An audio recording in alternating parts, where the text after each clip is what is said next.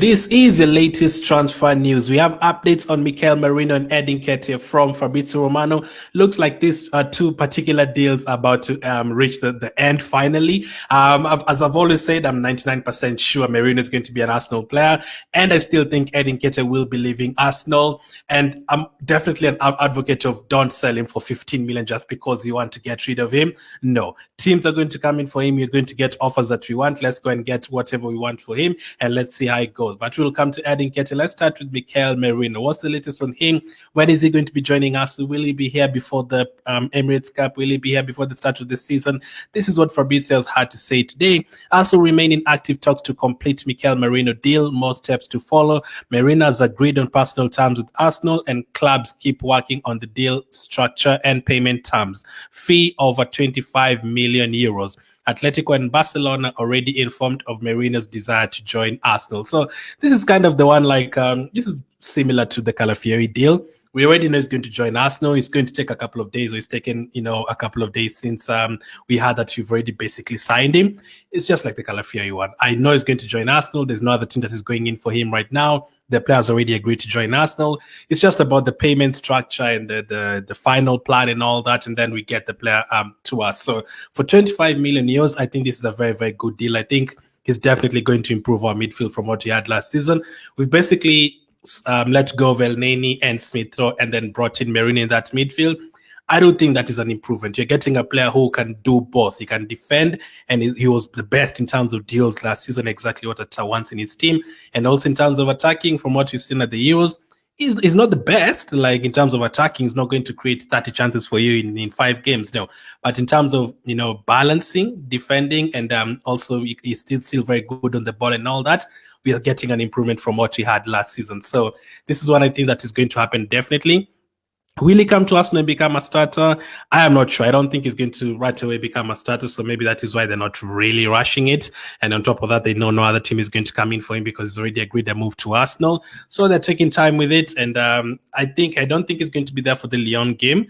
I think he could be there by the Premier League starting against Wolves, the first game of the season against Wolves.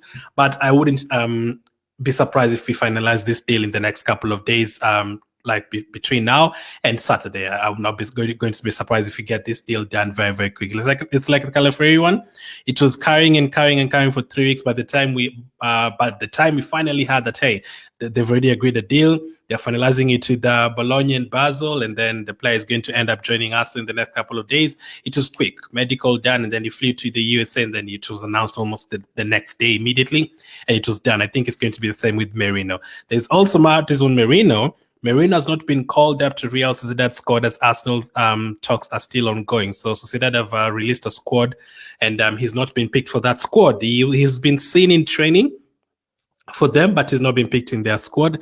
Advanced discussions, but with the deal structure payment still to clarify. So the fact that he's not been picked for their squad, I think it's for a friendly or something, it definitely means he's going to leave. Again, similar to the Calafiori one, he's 100% going to leave the club. He's 100% going to join us. I've said 99%, but even after this, really, I'm willing to go up to 100% that he's going to be an Arsenal player.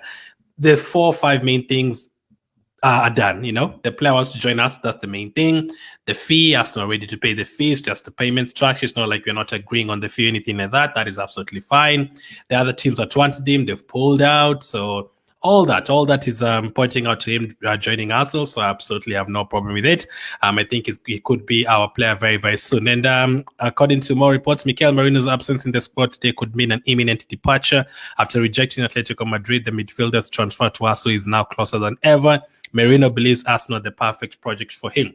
That's the other one. The player really wants to join Arsenal. He believes in the project. Those are the kind of players we want at Arsenal. Players who are excited to join up with the team and, perform with the team and their role in the team. I don't know what his role is exactly going to be, but hey, he's going to play a crucial role in our team. Just that in terms of duels in midfield, Atta wants us to suffocate teams in that midfield. And when you have Partey and Rice and Merino, it's now looking likely that Partey is going to stay, and Jorginho is obviously going to stay. So that would be a good midfield. Partey, Rice, Jorginho, and Mikel Merino. I think that is very exciting. That is one of the best midfields in the league for sure, having all of those players in one. And then on top of that, you have the likes of Odegaard in that midfield as well. I think that is exciting. And again, we're adding experience. We signed Trossard at around 27 and Jorginho at around 30 over the last, we actually signed them in the same transfer window last year, January. We are now adding more experience. A player who's 28 years of age is going to add experience to our team. We have a lot of young players, obviously. Most of our players are, 20, 21, 20, 23 there, but we're adding experience in that. Now, I saw someone in the comments on one of the videos about Merino saying, nah, it's too old. Nah, that is his prime. 27, 28 is your prime, and he can sign a 4 or 5 year deal right now, and he can be here until he's 32, 33. Sell-on value is a different case. We might not be able to sell him in the next 3 years, but as long as he delivers for us in the next 2-3 years, we are good. As long as he adds something to whatever we're trying to achieve this year, that is absolutely fine. And I think he's definitely going to bring something. And I'm excited to see him getting started at Arsenal. I think we're going to get a breakthrough either on Friday or Saturday. Let's see how this deal advances. But this one is one to watch for sure. And do we have any more on him? Yeah, you're basically Fabrizio saying we've agreed personal terms, just it. So yeah, it's just finalizing the deal. 25 million euros, that's around 21 million pounds or something. I think that's a very, very good deal for an experienced player who has just won the Euros recently. He's coming to join up with a lot of Spanish people in the team, with Raya and Nateta and Inaki Kenya and all those guys. Excited for him to get started. So that's the latest on Merino. He'll be an Arsenal player very, very soon. Edin Nketiah, that's the other one that is going on a lot. Is he going to leave Arsenal? Is he going to, stay? A lot of people, there's been a lot of different reactions. For me, as I've always said, no. If they are giving 15, 16 million, don't sell him. Even if it means he's going to stay until August 31st, that is fine. A team is going to come in for him. I've always had the belief that a team is going to come in for him, and a team will eventually pay that money. We've had Leicester one team, we've had Crystal Palace one team, we've had Wolves one team, we've had Marseille want him and all of these guys. If they don't pay him, if they don't pay the money for him, by the time we get to the middle of August, when the seasons have already started and teams are getting desperate, teams will get even more desperate and they'll be like, oh, there's no other strikers available. Let's go and try Edin Nketiah. Teams like I mentioned, those teams like Monaco could want him. A team like Real Betis can come out of nowhere and be billing to him. A Leipzig can come out of nowhere and say, Nketiah is available. Let's try and get him. A Premier League team could end up selling their striker and then they come in for Nketiah. For example, Bournemouth could sell Solanke to Tottenham, and then if they don't have any other strikers in mind, they can be like, hey, we've just sold Solanke for 50 million or something. We can actually afford that 30 million from Nketiah, and they're going to come in for him. So for me, I have no worries at all. The player is going to leave. We're going to get the money for him. That is definitely going to happen. Other people are worried about Edin Nketiah being in the squad for the start of the season. He could be in the squad. Doesn't necessarily mean he's going to play. I'm sure he's not going to play at all. Havertz is there. Jesus is there. Those are the players who are going to feature. I don't think Nketiah is going to make any appearance. And even if he makes an appearance in the last 5 minutes, doesn't really matter. We're not depending on him. He knows he's not going to be here next season. We know he's not going to be here next season. We know he's not going to play a crucial part in our season. Not at all. We know we are going to sell him, so it doesn't really matter whether he's going to be here or when you play the first game of the season. As long as we get that extra, you don't sell a player just because you don't like him. You don't just sell, let's just get 18 million when you can get 12 million more than that and use it for other players. I don't think so. So this is what Fabrizio's had to say. Understand Olympique Marseille have sent a new bid to Arsenal for Edin Nketiah. Negotiations will start, and Nketiah remains keen on the move to Marseille, attracted by the project. Olympique Marseille happy to return in talks, but they'd only advance at their conditions. So that is what Fabrizio said. We have a new offer from Marseille. People are worried about Marseille, pulling out of the deal. Clearly, they're back again. Once again, not really worried about that. They're the ones who want a striker. We don't just give them just for free because the fans don't like Nketiah. No, they need him. As much as it doesn't matter what us fans think about Edin Nketiah, it does not matter at all. Marseille want the player. They don't think, the Arsenal fans think Nketiah is not good enough, but Marseille clearly don't. Marseille want him. Marseille want him in their team. So make them pay what you want for him. So it doesn't matter whether we like him or not. Another team wants him. They like him. Let's make them pay whatever we want. And it's not like we're asking for 60 million or something. There's this as well from Fabrice Hawkins. Olympique Marseille are turning to Edin Nketiah after a failed attempt for Eli Wahi. Arsenal are asking for around 25 million euros. So eventually it's going to like 30 million euros. I think that 25 million could be like initial payment and then add-ons later on. I think Arsenal looking for 30 million, as we've been told. So the 25 million euros could be, the first payment at first and then add-ons later on. So similar to the Smith Rowe one. Smith Rowe one is 27 million pounds plus 7 million pounds in add-ons. So you just receive 27 million and then 7 million later on if he achieves I think he plays a certain number of games or he makes appearances or scores a certain number of goals, all that, or, keeps them up in the Premier League for the next 2 seasons, all that. If all those targets are hit, you're going to get the add-ons. So I think with that, Nketiah as well, it could be the add-ons that, I think Arsenal are happy with the add-ons maybe from Marseille. But the thing that Arsenal are not happy with is the initial fee, and Marseille, I think, are not happy with also the sell-on clause. I think Arsenal have like a 15% sell-on clause there or something, like when Marseille come and sell him later in the future, we are going to get some money in it. So it's going to take us some time to get the deal done. There's a lot that still has to be agreed.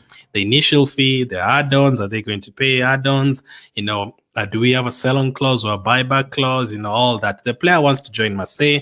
Arsenal want to sell the player. The team wants Edin Nketiah. We know Edin Nketiah has no future at Arsenal. We are looking for another striker. We already have Havertz and Jesus, who looked very good the other day. You already have a lot of other forward players in Trossard and Martinelli and Saka. So there's no future for Nketiah there. Like it would be a disaster even for him to stay at Arsenal. He's not going to get any game time at all. So I think he'd be wasting his time. So not right at all. Teams are going to come in for him, even if Arsenal and Marseille don't agree over the next 2-3 days. Other teams are going to come in for him. Teams from Netherlands, PSV could want him, a championship team could want him, another Premier League team could want him, and they become desperate, and you're going to eventually get that money.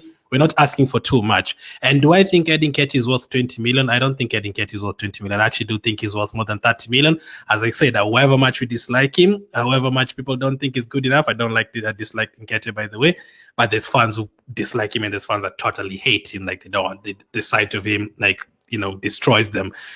I'm not like that. I know it's not the answer that you wanted to ask. So I know it's not going to take us to the level you're trying to go to.